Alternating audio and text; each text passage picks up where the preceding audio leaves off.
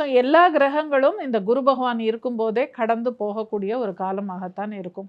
அப்போ செவ்வாய் பகவானும் வருவார். அப்போ செவ்வாய் யார் அப்படின்னா இந்த கடகத்துக்கு வந்து பஞ்சமாதிபதி, அவரே 10ஆம் அதிபதியாகவும் ஆயிடுறாரு.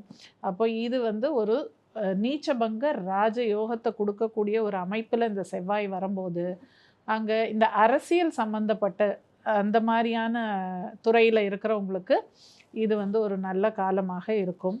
அதே அந்த குரு பகவான் வந்து சிம்மத்துக்கு அவர் நகர்வார். அதாவது அக்டோபர் 31க்கு அப்புறம் அவர் அதிசாரத்தில் சிம்மத்துக்கு போவார். அங்கே அவர் வந்து ஒரு 3 மாத காலம் இருக்கும்போது அது இன்னும் சிறப்பாக இருக்கும். இந்த கடக லக்னம் ராசியில் பிறந்தவர்களுக்கு அந்த 6ஆம் அதிபதி வந்து தனஸ்தானத்தில் வந்து உட்காரும்போது கண்டிப்பாக உத்தியோகத்தில் ஒரு ப்ரமோஷனோ இல்லை அவங்களுக்கு வந்து ஒரு எக்ஸ்கலேஷன் சொல்லுவாங்க இல்லையா, அதாவது சம்பள உயர்வு, அப்ரைசல்ஸு, இது மாதிரிலாம் நடக்கும் இல்லையா, அதெல்லாம் வந்து இந்த பீரியடில் அவர் சிம்மத்துக்கு வரும்போது இந்த கடக லக்னம் ராசியில் பிறந்தவர்களுக்கு இது போன்ற ஒரு நல்ல விஷயம் நடக்கும். Sathyabama institute of science and technology, Chennai and Sriperumbudur.